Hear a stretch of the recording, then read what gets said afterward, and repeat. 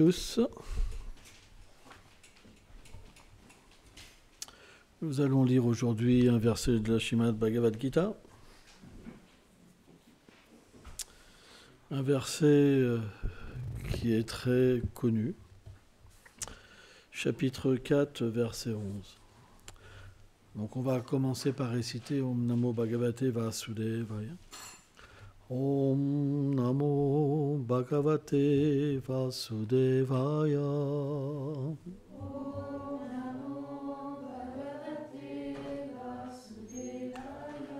Om Namo Bhagavate Vasudevaya.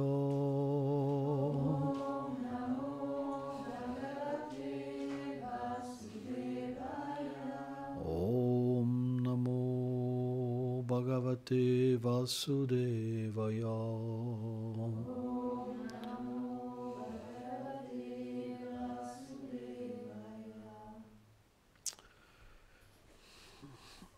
Donc on va lire le verset.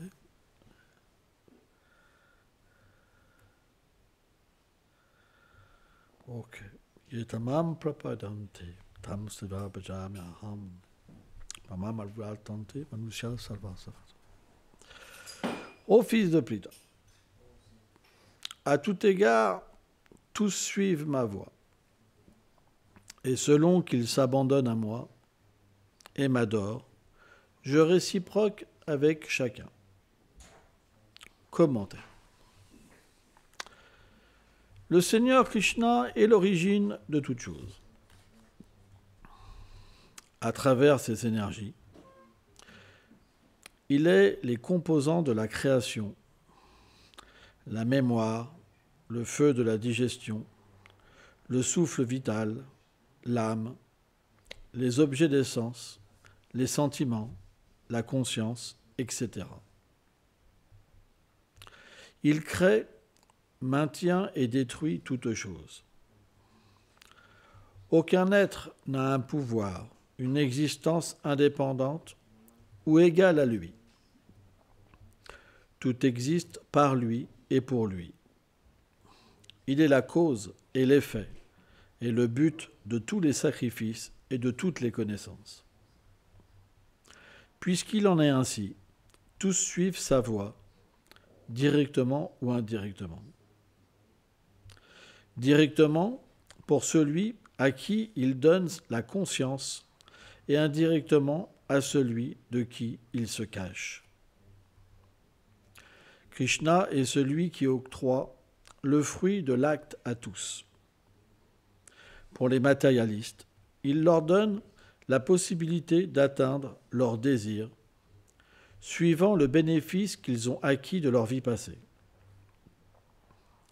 Pour les spiritualistes, il leur donne le fruit de leurs austérités et de leurs connaissances.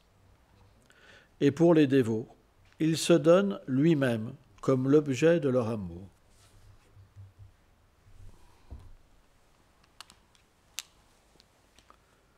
Om Gano Timilam Dasyam Ganam Janam Shalakoyo Shakshun Meritam Jeno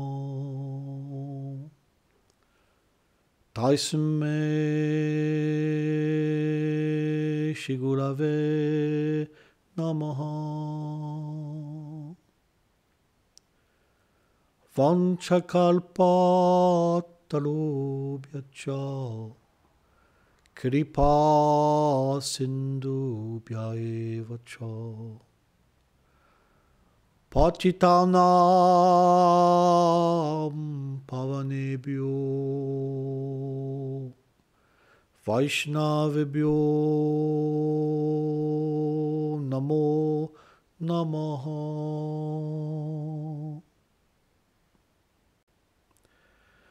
Namam Vishnu Padaya Krishna Prestaya Bhuttale Shrimate Bhaktivedanta Swaminiti Namine Namaste Sarasvati Deve Kaulavani Pracharine Nilveshesha Sunyavadi Prachatya Dishatarine.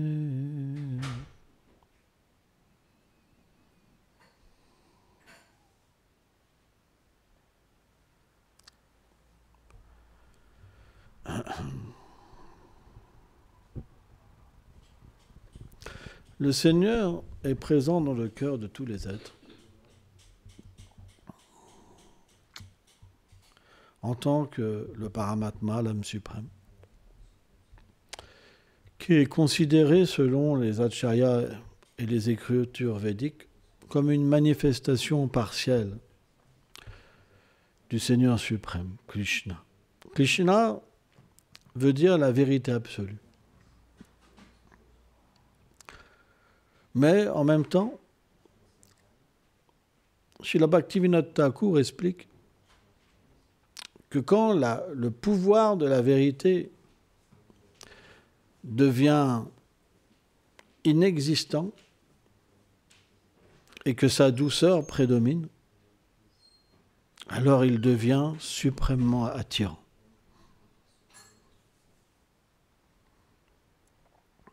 Il n'y a plus de pouvoir. Krishna cache complètement sa puissance. Ça, c'est Krishna.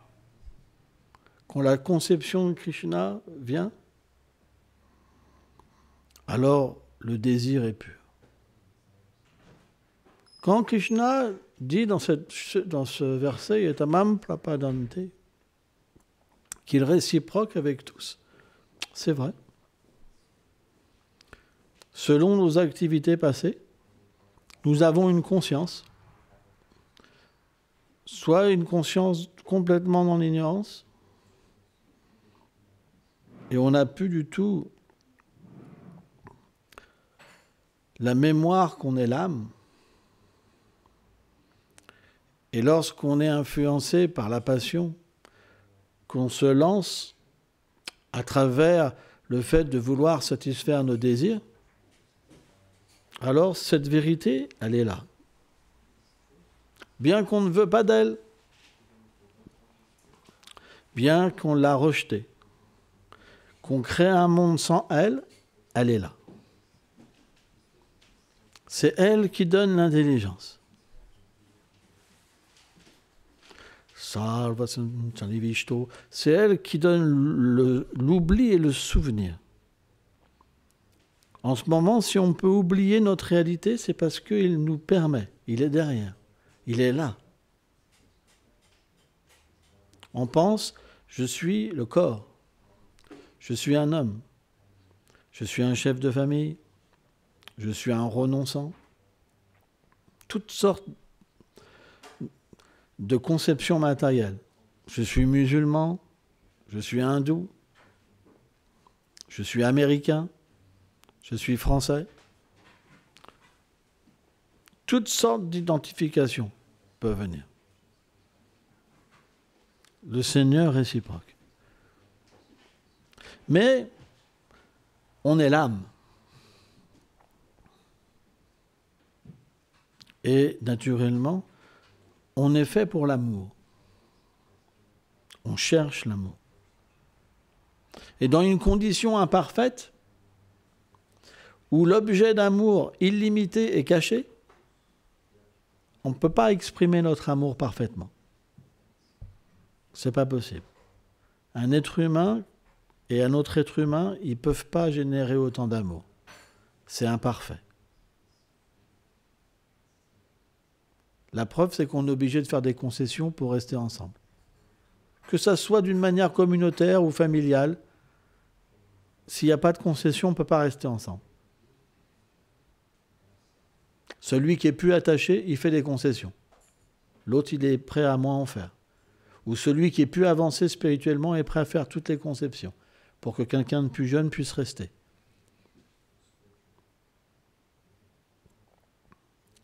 Pourquoi ? Parce que l'objet d'amour qui est en face, il est trop petit pour qu'on puisse complètement se donner. pour qu'on puisse tout accepter. C'est pas possible.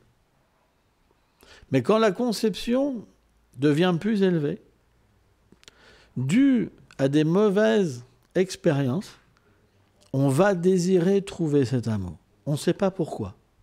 Ça émerge. Il y a une foi qui se manifeste. On comprend. Je ne pourrais pas trouver l'amour dans cette circonstance. Ça, c'est la foi. Avant, la foi, elle est encore matérielle. On va prier pour avoir des biens matériels. On va penser que les biens matériels, ça peut nous donner le bonheur. La vie de famille, les enfants, la richesse, l'atteinte des planètes même supérieures. Mais quand on arrive à cette foi-là, alors on comprend qu'on ne pourra pas trouver l'amour dans toutes ces choses. Pourquoi ? Parce qu'on l'a déjà expérimenté dans toutes les vies passées. Ce n'est pas la première fois qu'on expérimente le fait d'être marié, d'avoir des enfants. C'est des milliards de fois, dans différentes espèces, dans différentes situations de l'univers. Mais, dû à l'ignorance, de l'oubli, et parce qu'on a besoin d'amour, on ne peut pas faire autrement que de tomber amoureux et de recommencer. Mais quand cette foi vient, due à des activités pieuses, alors on comprend qu'il y a quelque chose que je ne peux pas avoir dans cette situation-là. Et on prie. Pas pour des biens matériels, pas pour une voiture, une machine à laver, pour une belle femme, un bel homme, pour une situation agréable, matérielle.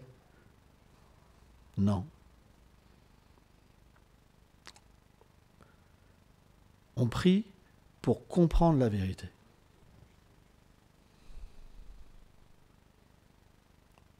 On comprend qu'il y a quelque chose qui est au-delà. Et là, notre prière, elle va venir du cœur. Je ne sais pas qui tu es. Je ne sais pas qui a créé tous ces univers, qui les maintient et qui détruit toutes choses. Mais j'ai le désir de me relier à toi. Je veux comprendre ma relation avec toi. Et là, selon nos vies passées, le Seigneur va se révéler de 3 manières. Brahman, Paramatma, Bhagavan. Srimad Bhagavatam explique ça. Pour celui dont son désir n'est pas encore fixe, mais qui est plutôt dans la grandeur, alors le Seigneur se manifeste sous un aspect sans forme.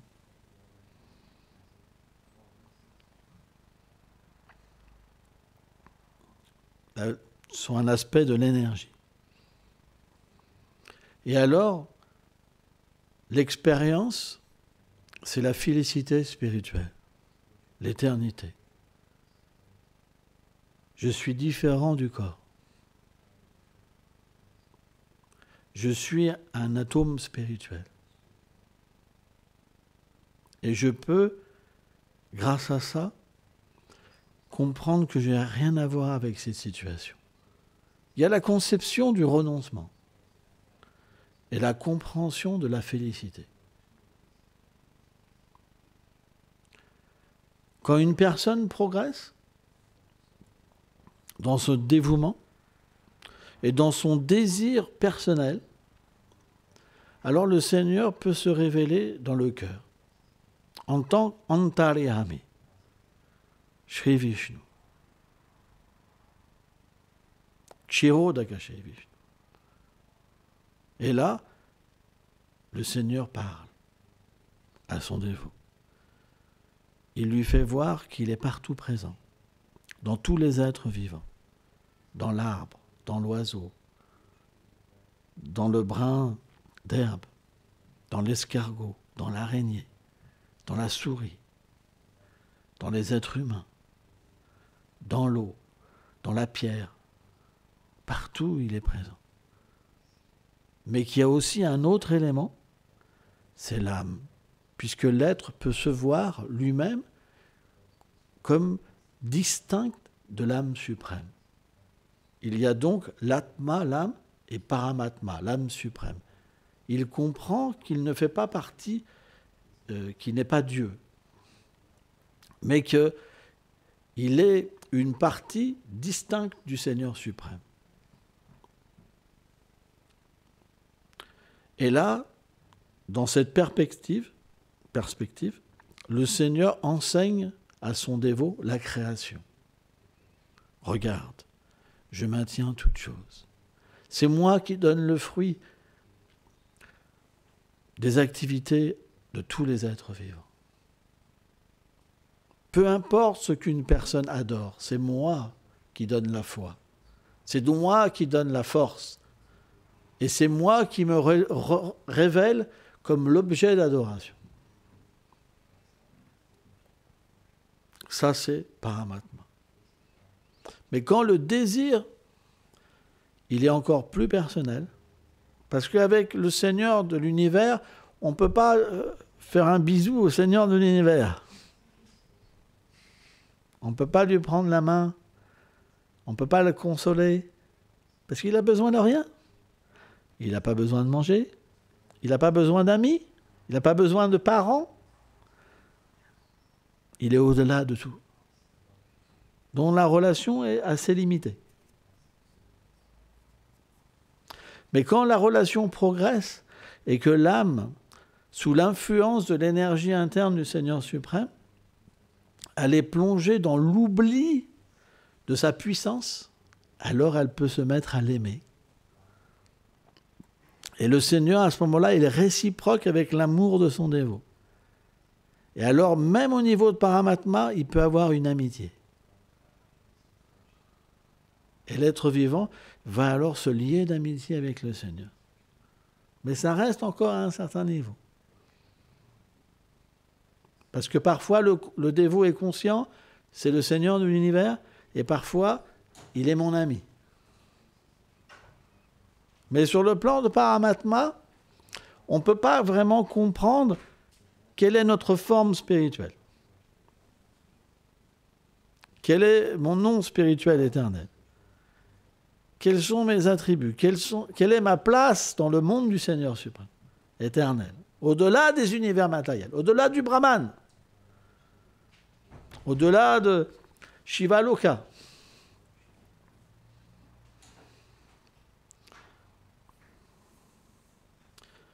Donc, graduellement, il y a un besoin supplémentaire. Ça prend du temps. Baunam jantegam papalante. Ça prend beaucoup d'existence. Mais à un moment, on a besoin de plus.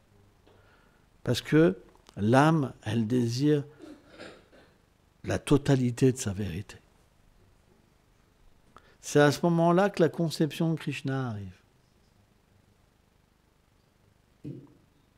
Quand il n'y a plus de conception de créateur, mais simplement l'amour. Et là, à ce moment, on va prier pour une pure relation. Mais cette prière, elle va venir avec une connaissance. Qu'est-ce que va faire le Seigneur suprême? Il va nous faire entrer en contact avec de purs dévots du Seigneur suprême. Des personnes qui ont conscience de leur éternité. Ils connaissent leur forme éternelle. Ils voient le Seigneur directement, sous la forme de Radha et Krishna, avec leurs associés, dans leur demeure. Ou bien que le Seigneur suprême, tout émane, tout existe par lui et pour lui, comme disait Bhakti-Lal Chakar Shridev Goswami Maharaj. Il devient dans ce monde dominé par l'amour. Il a des parents éternels, des cousins, frères.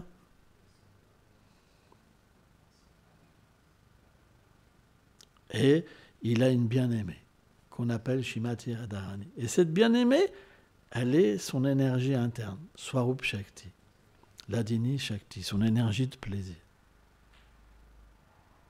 Et dans ce monde, le Seigneur lui-même s'oublie par son propre désir. Il oublie sa divinité. Il est chez lui. Et là, il accomplit des divertissements d'amour, tellement doux et merveilleux. Quand quelqu'un peut voir ça, c'est très rare. Les Écritures védiques expliquent que c'est très rare. Quelqu'un qui peut avoir un aperçu de cette demeure éternelle, c'est très rare. Mais si vous rentrez avec quelqu'un qui a eu ce darshan, qui a vu cette vérité, qui a expérimenté cette vérité, alors ce désir peut venir en vous. C'est ça le secret.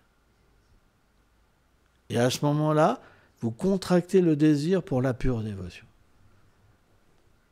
Et votre prière, elle va être juste des pleurs. Parce que quand le désir arrive, c'est Krishna lui-même, la douceur qui vient. Donc quand Krishna vient, automatiquement, Shrimati Radharani est attirée. Et Radharani, alors, elle vous engage dans son service d'aimer Krishna. C'est très scientifique. Quand ce goût est expérimenté, vous ne pouvez plus goûter le bonheur matériel. Partout où vous allez, tout est trop petit. Vous pleurez. Et ces pleurs, c'est l'âme qui les manifeste. Je veux être avec toi. Où es-tu ? Je ne peux pas vivre sans toi. Partout, tout le temps, on pense à cela. Jusqu'à atteindre un désir tellement pur que Krishna ne peut rien faire d'autre que se donner. C'est pourquoi, quand Krishna dit « Etamam prapadante », je réciproque, ce n'est pas quelque chose de petit. Ça devient au point où Krishna devient notre propriété. Le Seigneur, bien qu'on soit tout petit, infime, l'âme elle est infime, mais elle peut conquérir l'infiniment grand. C'est ça l'amour. On prend un exemple matériel. Vous pouvez avoir un papa super costaud. Hein, dans les films, il y a Rambo, machin, hein, Terminator, je ne sais pas quoi. Hein, un gros costaud énorme. Mais pourtant, quand ce gros costaud, il a un petit enfant tout petit, le petit enfant, il peut le trimballer partout par l'amour. Il en fait ce qu'il en veut. C'est ça le pouvoir de l'amour. Mais dans cet amour-là, il n'y a pas de désir égoïste. C'est complètement pur. On veut simplement se donner à Krishna. On ne veut rien d'autre. C'est pour ça que Krishna se donne à nous. En proportion qu'il y a l'abandon, en proportion Krishna s'abandonne à nous. C'est pourquoi les paroles du Seigneur, elles ne peuvent pas être comprises par les karmis, les gyanis, ceux qui cherchent l'action, qui sont dans l'action intéressée, qui cherchent le bonheur matériel, ou simplement qui cherchent la libération, ou les pouvoirs yogis. Elles sont simplement comprises par les purs dévots. Parce que l'expérience, elle doit être acquise pour comprendre. Par l'intellect, ce n'est pas possible. Parce que votre cœur, qui est plein de désirs matériels, ne vous permet pas de comprendre ça. Même si ça rentre dans l'oreille, ça ne peut pas être compris. Sans ça, tout le monde s'abandonnerait.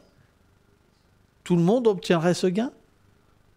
Même si on entend, 10 minutes après, on va être emporté de nouveau. Mais à force de s'associer, il y a un effet. Celui qui s'associe avec des purs dévots peut graduellement voir les effets de ses vies passées, arrêter de l'emporter. Techniquement parlant, tout ce qu'on fait, c'est comme planter une graine dans le sol. Et ça germe et ça porte des fruits. Et ça se passe dans le cœur. Nos désirs, c'est simplement des choses qu'on a plantées dans les vies passées et qui portent des fruits. Quand on s'associe avec de purs dévots et qu'on est engagé dans le service de dévotion pure, à ce moment-là, toutes ces graines deviennent déracinées. Et à ce moment-là, on peut arrêter d'être entraîné dans l'action intéressée, dans le désir pour la libération, dans le désir pour avoir des pouvoirs mystiques. Et à ce moment-là, quand notre désir devient pur, alors tout le processus qu'on a expliqué alors se révèle de lui-même. De lui-même. C'est très puissant. Dieu existe. C'est une expérience. Les matérialistes, ils sont très opposés à la foi. Ils essayent de prouver que la foi, c'est faux. Que c'est des gens bizarres qui croient. Mais pourtant, les gens ne peuvent pas cesser de croire. Tout ce système, il est fait pour qu'on oublie. Alors pourquoi on se souvient? Parce que le Seigneur est dans le cœur. Il accompagne l'être vivant. Parfois, des personnes qui ont été des gens qui persécutaient les religieux, par exemple. On voit Paul de Tarse, par exemple. Il massacrait les chrétiens. Et pourtant, quand la foi s'est éveillée, il est devenu chrétien et un des plus grands prédicateurs. C'est pourquoi on ne peut pas arrêter la foi. Parce que la foi, c'est une expérience tellement forte, plus forte que l'expérience matérielle. L'expérience matérielle, elle a un début et elle a une fin. Tout ce que vous faites dans cette vie, à la mort, tout sera enlevé. C'est vrai. Si c'est juste matériel. Famille, enfants, richesse, tout sera repris. Et on recommencera. Mais l'expérience spirituelle, c'est complètement différent. Parce qu'on a un contact avec l'éternité. Et ça répond au désir de l'âme. Ça comble l'âme complètement. C'est pourquoi on ne peut pas détruire la foi. C'est impossible. Quand l'expérience est là, vous ne pouvez plus être comme tout le monde. Juste dans l'ignorance. À croire que votre souffrance, c'est votre bonheur. Vous obtenez la connaissance. Vous voyez. Vous ne pouvez pas plus continuer. Tout ce que vous avez entendu avant et tout ce que vous entendrez après, ça n'a plus d'effet. Parce que quand cette vérité elle vient vous chercher, vous ne pouvez plus voir que la vérité. Et la chercher. C'est pourquoi l'expérience spirituelle, c'est très puissant. On ne peut rien faire contre ça. Quand c'est le moment où le Seigneur veut venir vous chercher, même si vous n'avez rien demandé, il vient, alors votre vie, elle change. C'est fini. C'est pourquoi il y a des personnes très mauvaises qui sont devenues des saints. On voit par exemple l'histoire de Saint François d'Assise, par exemple, chez les chrétiens. Il y a plein d'histoires. Parce que dès que le Seigneur touche une personne, alors l'éveil de sa réalité se manifeste graduellement. Il ne peut plus être comme tout le monde. Il voit différemment. Il entend différemment. Il touche différemment. Il mange différemment. Il parle différemment. Il vit différemment. Il ne peut plus vivre sans la vérité. La vérité est devenue sa vie.